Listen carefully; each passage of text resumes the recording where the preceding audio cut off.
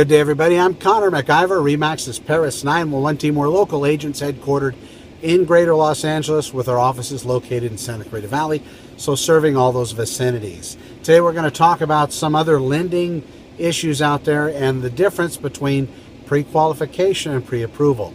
Now, we're not lenders, we're actual real-life realtors.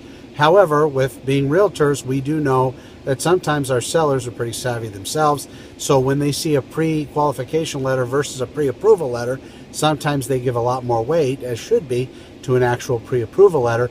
But again, it's really important to make sure that the paper it's written on is actually worth something. And I say that because back in the day, the last real estate market, there were some lenders that were giving pre-approval letters when, in essence, they should have remained and kept the name pre-qualification. Pre-qualification, in most cases, doesn't mean that all your financials were run. They probably didn't pull credit. Maybe in some cases they did.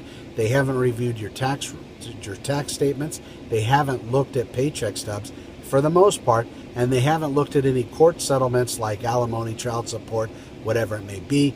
Typically, to get a pre-qualification letter, they talk to you over the telephone, get the rundown, and they're able to issue it. Now, there's really no reason anybody that would want to buy real estate would actually go out there, bend the truth, and change the numbers in order to make them qualified versus not qualified. But again, we're dealing with human beings. Sometimes those things happen. Sometimes people are mistaken. Sometimes the lenders push it forward without doing their due diligence as well. Just like in any business, sometimes people get a little bit greedy. So here's the thing. Pre-qualification letter done by a reputable lender is going to be pretty meaningful. The more meaningful form, though, or document is going to be a pre-approval letter talking about how the lender looked at all of the person's financials and actually ran them into the computer system, and the computer system itself spit out a pre-approval. Even stronger than that is something called underwriter approval, which, if you're really serious about buying in this market, see if your lender can generate a letter like that after an underwriter has looked at your entire package, and then that deal would only be dependent on inspection and appraisal, making sure the value came back by the lender that was going to be loaning you the money for the home.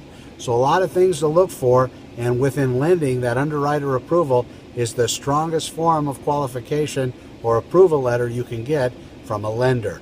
Reach out to yours and ask today. If you don't have a reputable lender, one of the things I suggest, talk to your realtor. If you don't have one, contact us at the Paris 911 team with RE/MAX.